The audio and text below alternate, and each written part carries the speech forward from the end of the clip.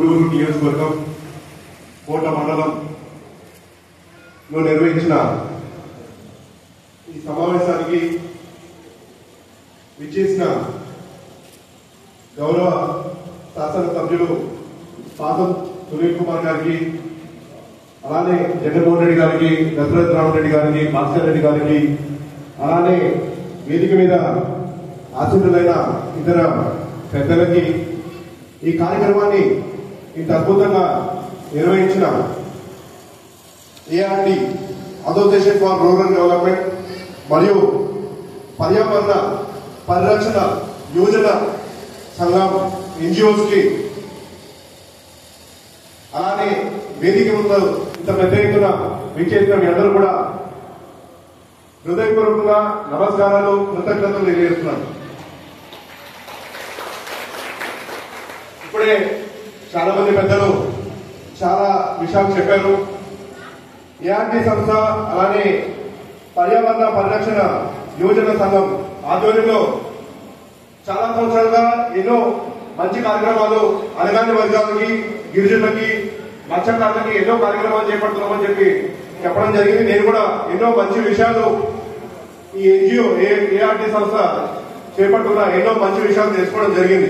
అలానే పర్యావరణ పరిరక్షణ యోజన సంఘం ద్వారా మత్స్యకారులు అలానే గిరిజనులకి వలలు కానివ్వండి, పడవలు కానివ్వండి, అలానే జీవన పరిమాణాలు పెరగడానికి చెప్పడం జరిగింది. అలానే పక్కా గృహాలు, పాఠశాలలు రీమోడలింగ్ చేయడం కానివ్వండి, అలానే అంగన్వాడీ భవనాలు, అలానే సామాజికంగా అణగారిన వర్గాలు ముందుకు సాగడానికి అవసరమైన ఎన్నో కార్యక్రమాలు ఎన్జిఓ చేపట్టడం జరిగింది.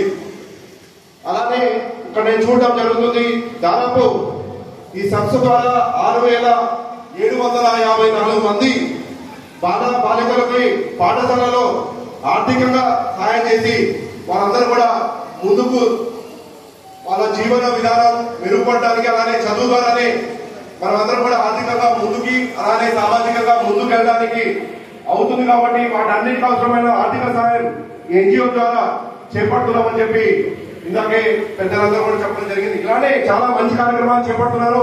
వాళ్ళు ఇలాంటి కార్యక్రమాలు ఇంకా కూడా చేపట్టాలి, అలానే ఇలాంటి అవగాహన సదస్సులు కూడా చేపట్టాలని చెప్పి, ఇంకా కూడా రానున్న కాలంలో చేపట్టాలని చెప్పి నేను వాళ్ళని మనస్ఫూర్తిగా కోరుకుంటున్నాను. అలానే ఈ రోజున ఇక్కడ ఏర్పాటు చేసిన సమావేశానికి నేను చైర్మన్ గా బాధ్యతలు చేపట్టిన తర్వాత మొట్టమొదటిసారిగా గూడూరు నియోజకవర్గానికి రావడం, అధ్యక్షతన ఏఆర్టీ అధ్యక్షతన, అలానే ఇక్కడ ఉన్న గౌరవ శాసనసభ్యులు పాసం సునీల్ గారి అధ్యక్షత ఈ సమావేశంలో భాగస్వామ్యం అవ్వడం నాకు ఎంతో సంతోషంగా ఉంది. గౌరవ ముఖ్యమంత్రి వర్యులు నారా చంద్రబాబు గారు, అలానే డిప్యూటీ ముఖ్యమంత్రి వర్యులు, అలానే పర్యావరణ, సైన్స్ అండ్ టెక్నాలజీ, అడవి శాఖ మంత్రి వర్యులు పవన్ కళ్యాణ్ గారు, వీళ్ళందరూ పర్యావరణ పరిరక్షణ కోసం ఎంతగానో ఇప్పుడు వాళ్ళ మనసును పెట్టడం జరుగుతుంది. దానిలో భాగంగానే ఈ రోజున ఆంధ్రప్రదేశ్ పర్యావరణ పరిరక్షణ కార్పొరేషన్ కి చైర్మన్ గా నా మీద బాధ్యతలు పెట్టారు.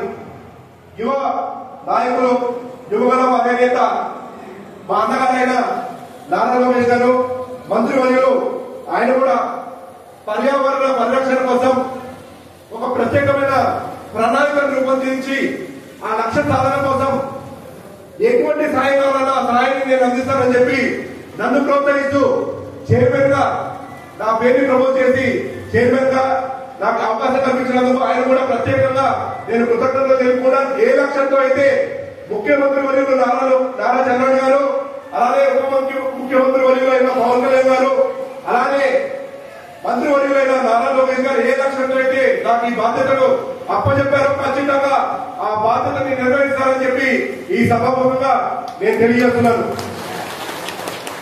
ఆంధ్రప్రదేశ్ రాష్ట్రం మనము ఆర్థికంగా చాలా బలహీనంగా ఉన్నాం ఇవాళ విభజన తర్వాత. కానీ మనకి ఆంధ్ర రాష్ట్రానికి చాలా మంచి సంపద ఉంది. ఒక పక్కన మంచి పంట పొలాలు మనకి పండుతాయి, అలానే మనకి పెద్ద తీరం ఉంది. దాదాపు 932 కిలోమీటర్ల తీరము మన ఆంధ్ర రాష్ట్రానికి ఉంది. ఈ తీరం మీద అటు సముద్రంలో కానివ్వండి, అలానే అక్కడ ఉన్న చెరువులో చాలా మంది అలగాని వర్గాలు, మత్స్యకారులు, గిరిజనులు, అటు ఇంగ్లాండ్ ఏదైతే మనకి చెరువులు ఉంటాయో చెరువులు కానివ్వండి, అలానే అక్కడ ఉన్న ఈ కాలువలు కానివ్వండి, అలానే సముద్రంలోకి మత్స్యకారులు చాలా మంది వేటకెళ్తారు. దీని మీదే చాలా మందికి జీవన ఉపాధి చాలా మందికి ఈ ఏరియాలో కలిగి ఉంది. ఈ ప్రాంతం ఏరియా ఏదైతే మనకి 932 కిలోమీటర్లు ఈ తీర ప్రాంతం ఏదైతే ఉందో ఆ తీర ప్రాంతం మీద ఎంతో మంది ఇవన్నీ కూడా జీవన ఉపాధి దాని మీద కొనసాగిస్తున్నారు. కానీ వాళ్ళు ఏమవుతుందంటే ఆధునీకరణ అలానే ఇండస్ట్రియలైజేషన్ లో భాగంగా ఎన్నో పరిశ్రమలు మన ఆంధ్ర రాష్ట్రానికి వాళ్ళు పెట్టుబడులు పెట్టడానికి చాలా మంది రావడం జరుగుతుంది.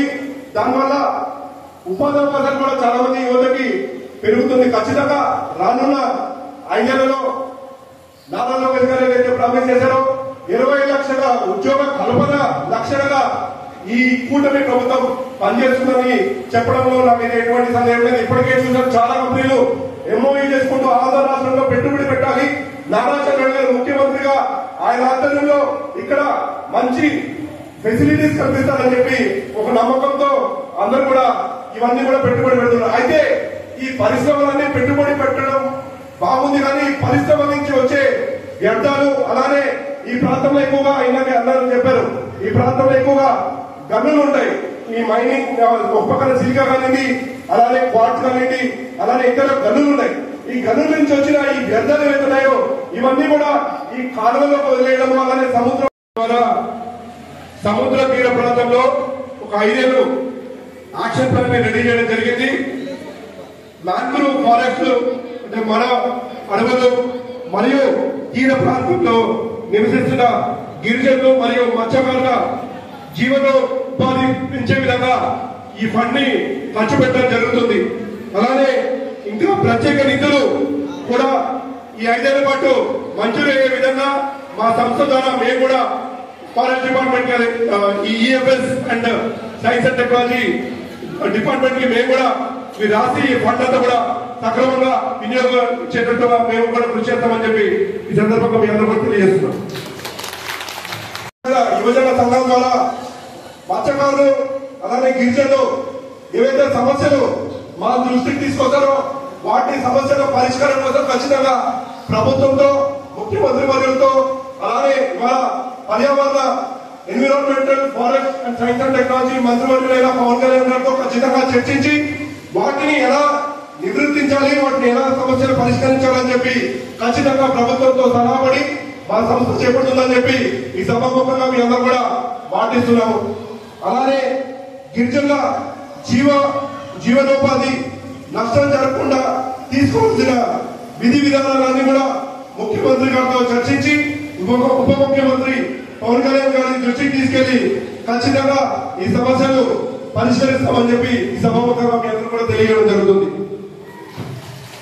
అలానే ఇంకా చాలా సమస్యలు ఉన్నాయి. ప్రభుత్వము పర్యావరణం మీద ఎంత చిత్తశుద్ధిగా ఉందో చెప్పడానికి ఇందాకే మన బషీర్ గారు చెప్పడం జరిగింది. ఏఆర్జే సంస్థ సెక్రటరీ గారైన బషీర్ గారు చెప్పడం జరిగింది. ఇప్పటికే ప్రభుత్వము ఏదైతే ముఖద్వార పూడిక గూడూరు నవపేట వద్ద ఉన్న కూడిపోయి ఉన్న ముఖద్వార పూడిక ఇది ఊడురాయి నరువు దగ్గర ఇప్పటికే మన శాసనసభ్యులు గారి చొరవతో కృషితో ఇప్పటికే 97 కోట్ల రూపాయలు అవన్నీ పుడికలు అవన్నీ అక్కడ పుడికలను చేయడానికి ఇప్పటికే ప్రభుత్వం ఇవ్వడం జరిగింది. అలానే ఇందాకే డిఎంఎఫ్టి నిధులు ఏవైతే పెండింగ్ లో ఉన్నాయో పెండింగ్ నిధులు 42 కోట్ల రూపాయలు అవి కూడా ప్రభుత్వం ఇప్పటికే మంజూరు చేయడం జరిగింది. ఖచ్చితంగా కంపెనీని ఇవన్నీ పట్టు వస్తాయి. మీ జీవనోపాధిని పెంచుతూ ఇంకా కూడా మేము కంపెనీని విజిట్ చేసి వాళ్ళు సిఎస్ఓ ద్వారా మీకు ఏ విధంగా మేము సహాయం చేయొచ్చో ఖచ్చితంగా అవన్నీ కూడా రానున్న రోజుల్లో మా సంస్థ ద్వారా గూడూరులో కాదు, నెల్లూరు జిల్లానే కాదు, ఆంధ్ర రాష్ట్రంలో ఉన్న ఖచ్చితంగా అణగారి వర్గాలు, గిరిజనులు, మత్స్యకారులు, అలానే ఎస్సీ ఎస్టీ సోదరులందరూ కూడా ఖచ్చితంగా మేము అండగా నిలబడతామని చెప్పి ఈ సందర్భంగా మీ అందరూ కూడా తెలియజేస్తూ అవకాశం కల్పించినందుకు సభ మీద అధికారులైన పెద్దలకి అలానే సభ మీద ఉన్న ముందున్న మీ అందరూ కూడా హృదయపూర్వకంగా నమస్కారం కృతజ్ఞతలు తెలియజేసుకుంటూ సెలవు తీసుకుంటాం.